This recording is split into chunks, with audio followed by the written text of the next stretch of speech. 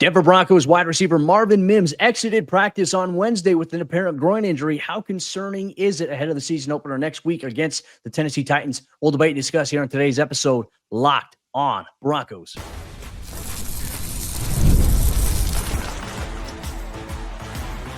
You are Locked on Broncos, your daily Denver Broncos podcast. Part of the Locked on Podcast Network, your team every day.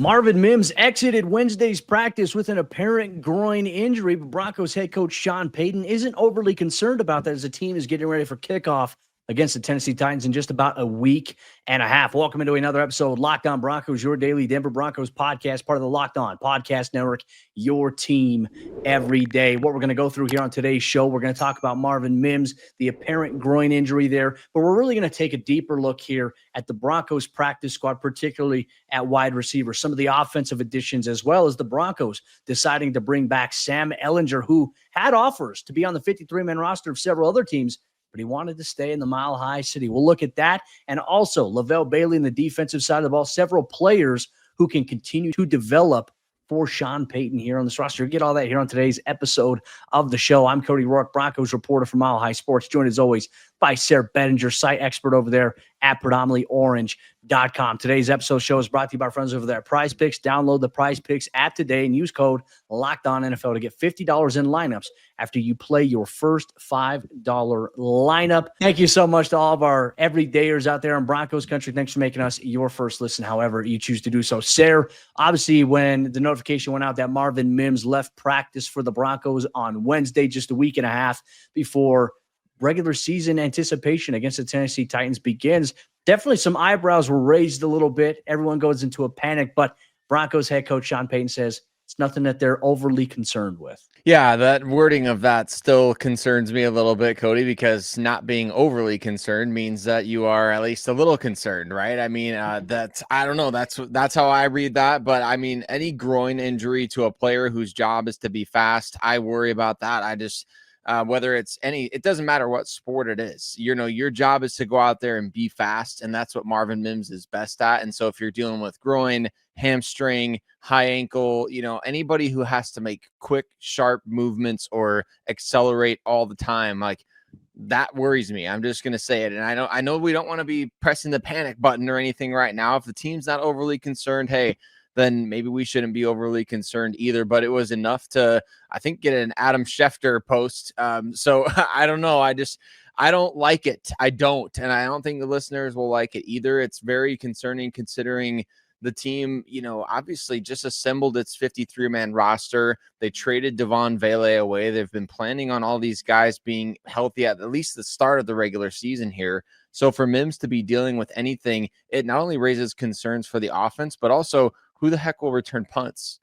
Yeah, I think that's definitely something to keep an eye on. And I don't think we've ever kind of been broached the question of, like, if Marvin Mims were to ever get hurt, who's going to be the backup punt returner? I mean, back in the day, we used to rely on Bryce Callahan as kind of that emergency option here.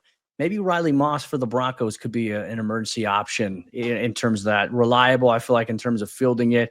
Or it could be Tyler Bidet, potentially. Could one of your running backs do that? I don't know if you want to put any other receivers back there to be able to do that. So I'd say the safe bet would be probably a running back or a defensive back at that point. Please not Pat Surtain. I know that was floated out at one point a few years ago. Let's not ever get back into that. I feel you on your concern, Sayre, and certainly I think Broncos Country, when it comes to injuries happening a week before the regular season begins or a few days, and ironically enough, against the Tennessee Titans coming up. Remember, the last time the Broncos opened up week one against Tennessee, Jerry Jeudy, had something happen in practice. He was able to play in that game, but Cortland Sutton had the AC joint injury that held him out of that game. And didn't the Broncos lose Von Miller before that game as well to a season-ending injury? So, yeah, I understand the cause for concern here. Though with Marvin, with it being a groin, certainly I think it's something you follow along with, right? You check the severity of it. Doesn't sound like it's too serious at this point for him and where the Broncos are at. So I think they're going to be cautious with how they work him back, considering, as you mentioned, he is a fast guy. He is His position requires him to turn, twist. I'm not overly concerned about it right now. Now, if he goes into practice next week and is not participating, then I might be a little concerned, because it really kind of leads us into our discussion point about the practice squad here. And I think this Marvin Mims injury is a great reminder here as to having a plan, or needing to have a plan. And I think when you look at the wide receiver room specifically on the practice squad, Sayre, they didn't bring back, or they weren't able to bring back every single undrafted rookie free agent they had on their training camp roster. It was a little puzzling to me. I'll admit, I was surprised. I thought at least Joaquin Davis, Courtney Jackson, I thought Jerwan Newton, at least one of those three guys would be back. And I even thought Kyries Rowan would be back potentially. Neither of those guys came back. But the wide receivers you do have, Michael Bandy, A.T. Perry. A.T. Perry, obviously, I think is the more infatuating name and topic of the conversation here. But Michael Bandy can't do the things that Marvin Mims does. So no disrespect to Bandy, but every year I ask myself, I understand the familiarity that Joe Lombardi and the Broncos have here with Bandy, but what is Bandy doing for you in the event you have an injury? You need to call someone up, because he has not been a guy since his time of being in Denver. With all the injuries they've had, they've never called him up to the game day roster. To me, it's like, can that spot go to someone else that could actually develop and play one day? That's what I think too. That's exactly my opinion about it. And it's nothing against Michael Bandy, but it's exactly what you said. Circumstantially, if you need a wide receiver and a guy that's on your practice squad and has been for multiple years can't get called up, or isn't good enough to get called up, then why is he on there? He must give a really good look for the scout team, or I don't know, Cody. I mean, there's got to be something that he really does well on the practice field or in the film room that contributes to the overall, behind the scenes sort of deal. But I agree. I feel like it's time to discuss that, because he was placed on the practice squad over a guy who did return punts in the preseason. All throughout the preseason was Courtney Jackson returning punts. And when Courtney got waived, he clears waivers. The Broncos wanted to bring him back, but they didn't offer him right away. I can't remember if it was Luka Evans or Chris Thomason who reported that, Cody, but they said that the Broncos didn't offer him right away. And then he took the offer that he got from Seattle to go be on their practice squad. So that's, at this point, that ship has sailed, and none of the other guys were good enough for the Broncos to bring back, or they just didn't feel like they had the room on their practice squad. They kept, as we'll talk about, 84 linebackers and 93 defensive backs on the practice squad.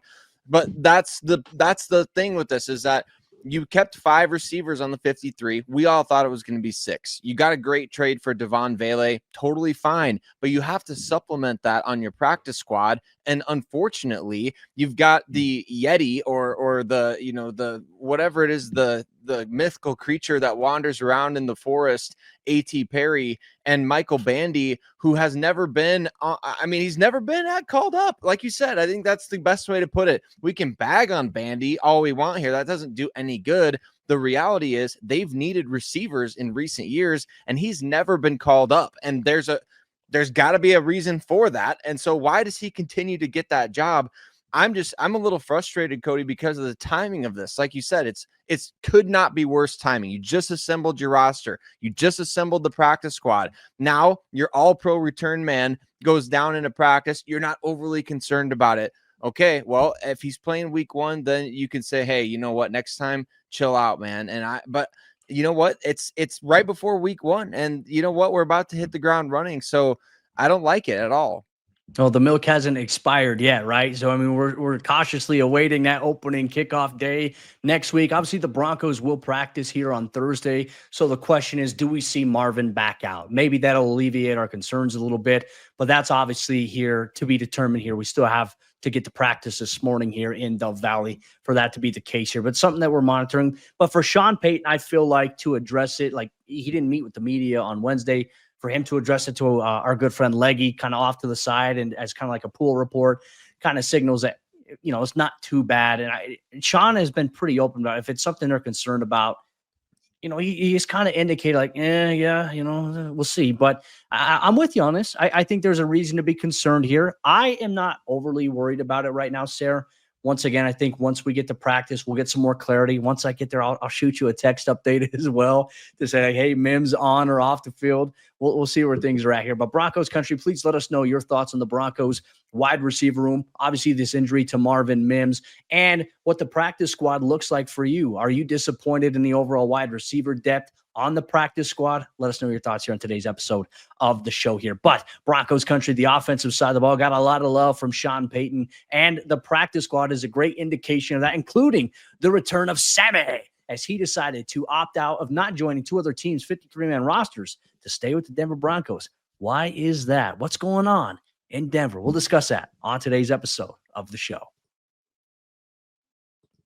This episode is brought to you by PrizePicks, the daily fantasy platform that lets you turn your football predictions into real rewards. The regular season is on deck. College football is coming up. And you know what? Whether you've got your eye on big name QBs or breakout running backs, it doesn't matter because PrizePicks makes it easy to get in the game. One of the things that PrizePicks is really emphasizing is the weekly flyer for this weekend. Obviously, PrizePicks, they are offering what they're calling major max discounts.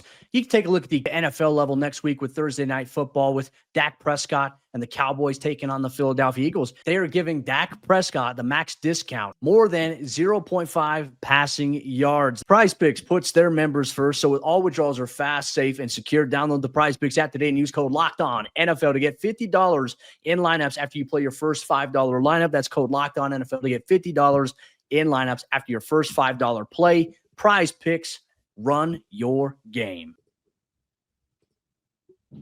The Denver Broncos were able to bring back Sam Ehlinger on the practice squad, and you know what? He turned down some 53-man offers to do it. The practice squad took shape with everybody that made up this 16-player practice squad. Man, they all were with the team during training camp. Pretty crazy, the retention this Broncos team has had, and we're going to talk all about it on today's episode. But first, we want your feedback. We want to hear from you, the listener, the everydayers here at Locked On Broncos, your favorite podcast, right? We want you to go to lockedonpodcasts.com/survey and take a survey for us. Everyone who completes a survey will be entered for a chance to win one of 10 $100 Amazon gift cards. Again, that's lockedonpodcasts.com/survey. And you can also find the link in the show notes. We thank you in advance for helping us out, letting us know what you, the listener, love, don't like about the show. A lot of different other things you get to sound off in that survey. But Cody, let's talk about the players the Broncos brought back offensively for the practice squad. Of course, the most notable name being quarterback Sam Ehlinger. Played well in the preseason, really did. Made a lot of plays out there and really showed well in the Saints game. I think the notable story, though, is what came from Jordan Schultz initially, which is that Sam, he turned down multiple 53-man offers, which later we found out are from quote-unquote contending teams that to join their 53-man roster. So I'm interested by that, and I'm interested in your take of why he would do that. I mean, does this mean that he views the Broncos as a contending team to turn down two other potential contenders? I mean, I think that's got to mean something there. On a serious note here, with Sam Ehlinger, I think the connection inside that quarterback room is very, very important, right? Davis Webb has done a tremendous job as the QB's coach, passing game coordinator, but I think it's also the relationships that obviously Bo and Jarrett have formed with Sam. I mean, not to mention the off-the-field aspect of these guys and their lives. Like, Zach Wilson was very much part of that. They were at his wedding this offseason. Congrats to Zach Wilson there. But Sam was also now part of that group as well. And I just think that there's this vibe, and Sean Payton certainly hasn't been shy about talking about how he feels about Sam and what Sam brings to the table. I think so much of it is, okay, I mean, yeah, I could go to some team's 53-man roster and play there, but he wants to stay, I think, where he likes the environment, he likes the playbook, he likes the scheme. But he's also going to be taken care of here, because what did we even see when Ben DiNucci was on the roster at one point? Sayre, we saw him elevated to the game day roster because you know what that did for him? Cha-ching. You get a little bit of a paycheck bonus there when you do that. So I know Sean is going to find a way to do that here for Sam. And the event something were to happen and you need another quarterback, you need a guy who knows your system versus bringing in a guy who was with a different team in the summer that had learned an entirely different system. We know the Broncos offense is complex as it is. Sean's system, the way he likes to run it, Mike McGlinchey even acknowledged that it's not easy to pick up. So you want a guy that's comfortable with that. I think Sam is comfortable with his situation right now. He's mentioned he's been with, a handful of teams, or, he's been on a team like even the Indianapolis Colts. He's been with some good quarterbacks there. The question for him is, where is my situation? What's better for me right now? And he feels like it's clearly Denver, which I think is a great indication here of this coaching staff and where this Broncos team is headed. You don't believe us, believe the players that are choosing to stay here. And I think another thing that was very interesting too about this practice squad, especially on the offensive side of the ball, Sayre, a lot of it are guys that were already on the roster here this summer. I mean, every player, 16 players signed, all 16 of them were in Denver this summer. You're not bringing in anybody from the outside, and not a lot of your players outside of a couple got claimed on waivers. Audric Estime going obviously to the Philadelphia Eagles. Good for him. He's signing there. Damari Mathis got claimed by the Carolina Panthers. He's going to go reunite with Ejiro Evero. Okay, good for him at this point. But you're bringing in continuity of guys you feel like can continue to develop, minus I think what you and I talked about with Michael Bandy here. Who on the offensive side of the ball, in terms of all the players there, are you most interested in terms of seeing like, okay, the developmental track is there for this guy? Well, it's got to be tight end Caleb Lohner, right? I think when you are able to bring a guy like that back, you and I talked about how badly he struggled in the preseason, and I think that's okay for him to struggle like that. I mean, he played 56 snaps there at Utah and really didn't get a lot of a chance to develop while he was at the college level because he made the last minute switch to football from basketball. And so now you get an opportunity. He's cleared waivers, which everyone really expected at this point because of how raw he looked in the preseason. And you get an opportunity to, let that marinate there on the practice field and work with this guy and really hopefully see that vision come to fruition. Maybe next offseason, maybe we'll see him take that big step forward. I don't know what will end up happening, but he'll be more comfortable with the offense. Obviously, he'll be more comfortable with his surroundings. He'll be, he'll have gone up against arguably the best defense in the NFL every day at practice. Like, it's a really valuable year for Caleb Lohner. And of course, I know like a lot of these rookies that are coming in after the transfer portal rules are different and the pandemic things, like he's an older rookie. So the clock is a ticking, as Sean Payton said. But yeah, maybe next offseason something clicks for him, or maybe he does get a chance at some point later this year. We'll see what happens. But I think his development is probably what we're most excited about in terms of those guys, as well as, I'll say it, I mean, I still am fascinated by A.T. Perry. Yeah, the Broncos won't quit him, so why would I? Like, I know that people kind of want us to stop talking about him sometimes, and I get it. I mean, he is like why can't I think of the name of the Yeti? It's the abominable snowman, or Bigfoot. Yeah, Bigfoot, exactly. Yeah, A.T. Perry has kind of become like this mythical creature at some point. And we're like, when are we gonna seen him? See him? He's been out there. He was on the field for the last preseason. So those two guys to me would be the two that I'd be most interested in their continued development. Yeah, and I think I agree with you there. I would say two other names that interest me the most right now, just from a roster standpoint, nothing to do with development, but I think having a vested veteran in Calvin Throckmorton is good flexibility. I also think with the news of Michael Burton being done for the year, you're still not there with Nate Adkins as he's coming back from that tightrope ankle surgery. You have veteran fullback Adam Prentice on the practice squad, whereas you do get 3 standard game day to practice squad elevations. Like, that's the one thing I like about the practice squad is you're going to see a handful of these guys promoted to the 53 just for game day, right? Not necessarily like, hey, the Broncos have made a roster move, this guy's now been promoted. It's, hey, we're designating you here on Saturday. You're going to be called up. You'll probably be inactive, or you could play depending on where we have a numbers need or a numbers disadvantage. So I imagine that we will see Adam Prentice early on in the season. And there is even a chance the Broncos may not even need a fullback for the first week or two. They could do different stuff personnel-wise. So it just gives you ultimate flexibility when it comes to that side of the ball. Though I feel like the practice squad, the game day promotions, those elevations, I feel like are going to be something that we're going to apply more to the defensive side of the ball. Obviously, with some concerns at the linebacker depth here for the Broncos, Denver kept a handful of linebackers here, which could give them the ultimate flexibility going into the regular season. We'll highlight the Broncos defense and practice squad additions up next on today's episode, Locked On Broncos.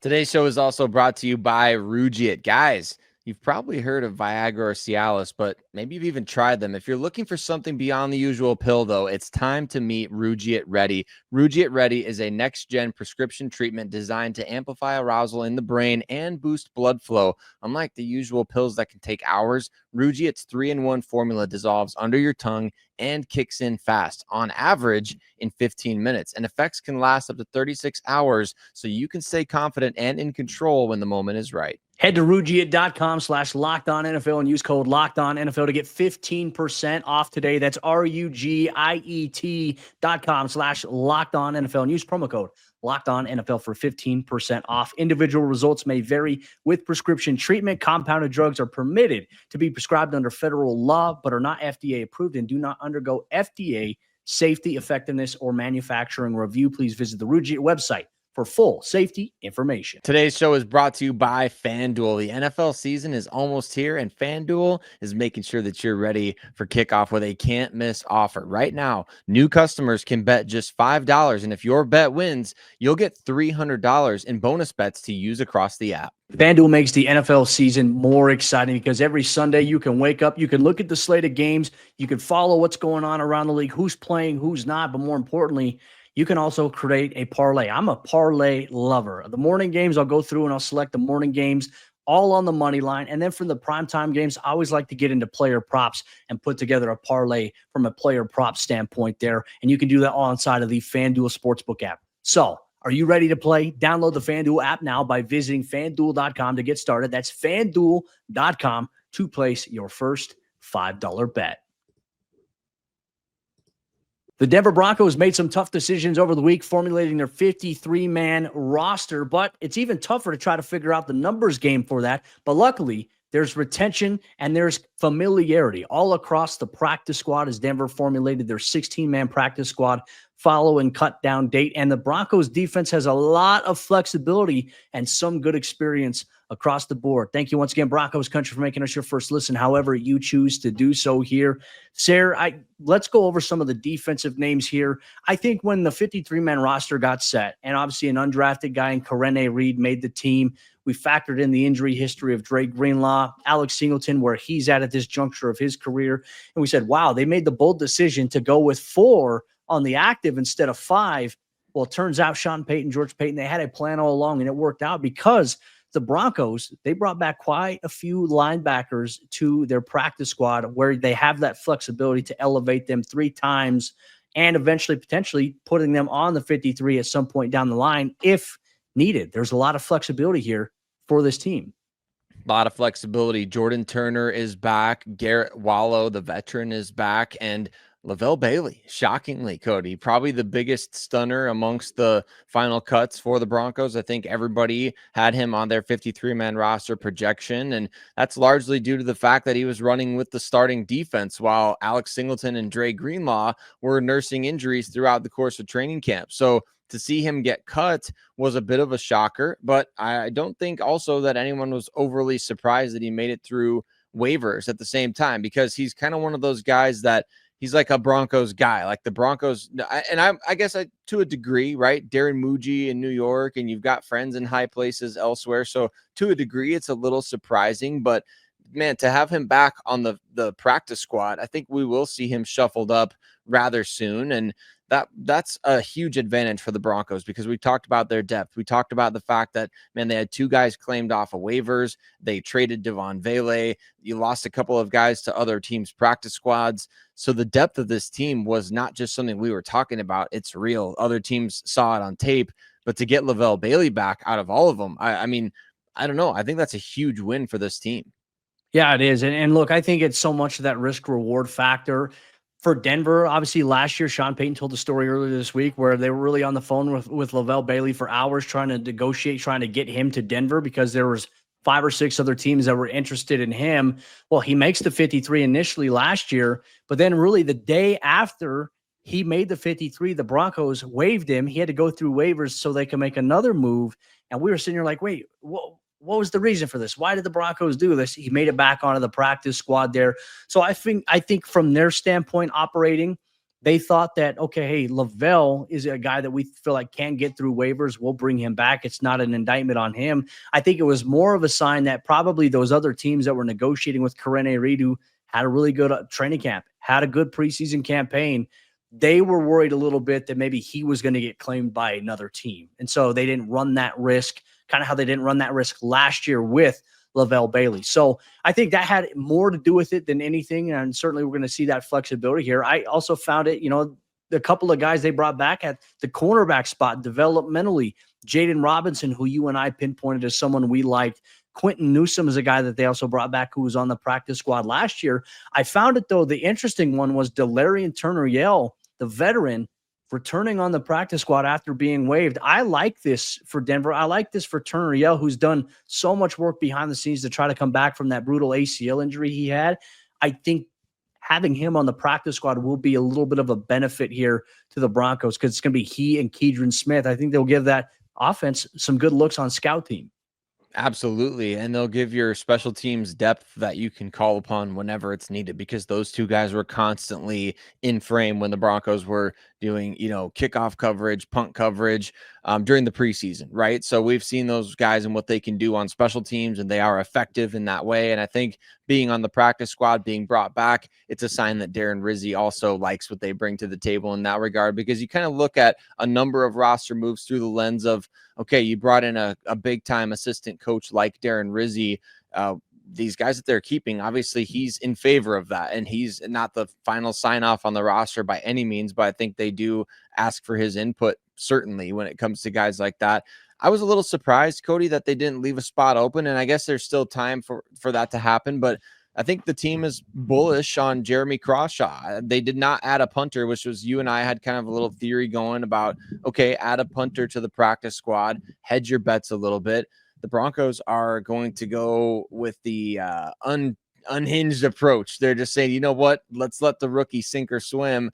And I don't mind it, but at the same time, I think that's something to definitely monitor here as we get into the regular season. Yeah, no, and it could change because even Sean said there's the first couple of weeks, there's a lot of movement from your 53, your practice squad. There could be things that change. I mean, this could change after week 1 against Tennessee. I mean, depending on how Crawshaw does, that could lead to them sticking with him, or they could lead to them bringing in competition from after week 1 onto the practice squad. And also keep in mind too, Broncos Country, when you see it on the waiver wire sometimes, or you hear us talk about it, if the Broncos bring in a punter for a tryout, most of the time it's not because they're looking at trying to bring in a punter. It's if they're facing a left-footed punter, they'll bring in a left-footed punter for a day for a tryout. So I know that we may see that, and someone's gonna be like, "Oh, here's the Crawshaw replacement or challenger or things like that." It could end up being the case, but more than likely it's not going to be. Sean Payton kind of reaffirmed his commitment to the rookie, saying we're going to live with the growing pains. And they're doing some things in practice as well in terms of simulating looks, because a lot of it was attributed to maybe the first punt not being great, right? And he made the comparison of being at bat. Like Sean obviously watches a lot of baseball too. So in practice, they'll be doing something randomly. They'll throw out in a punt period there, saying, hey, we're going to punt, even though it's not the designated special teams period there, just to see how he does there. And I'd say from what I've seen so far, good in practice. But then again, we've seen a lot of good in practice, not so much good in the games. I mean, when you're averaging 25 yards per punt in the preseason, you look at 6 punts that he had, 262 total yards. It was like a net average of 43, but his average overall per punt was 25 yards. Sayre, that's not a good number. That's concerning here. So this is something I think we'll continue to monitor and watch as time goes on. But yeah, I mean, realistically, I'd say the biggest surprise for me out of everything on the practice squad probably had more to do with the fact that they returned 16 players that were on their training camp roster versus them adding someone from the outside. I mean, it really kind of seems like right now the Broncos are focused on player development. We want guys who've been in the building, and we don't really care about the outside noise. I found that to be probably the most interesting part of this whole practice squad formulation. Absolutely. That means that out of the 90-man roster that you had this offseason, that you're keeping 69 guys. So really nice stuff by the Denver Broncos there with the 53-man roster plus a 16-player practice squad. And then, of course, a couple of guys on short-term IR. So it's even more than that, Cody. They've retained over 70 players on this team. I mean, it's pretty nuts when you think about it, because they were 86% anyway from last year's team, at the highest retention rate on the roster in the entire NFL. And now you come out of training camp, you lose some guys, but you still are bringing back over 70 players who were a part of your 90-man roster. I mean, it's really good stuff from George Payton, Sean Payton, player development, coaching staff, scouting department. Everybody involved deserves to probably go out and celebrate a little bit after seeing how they assembled this thing and what it looks like going into this season.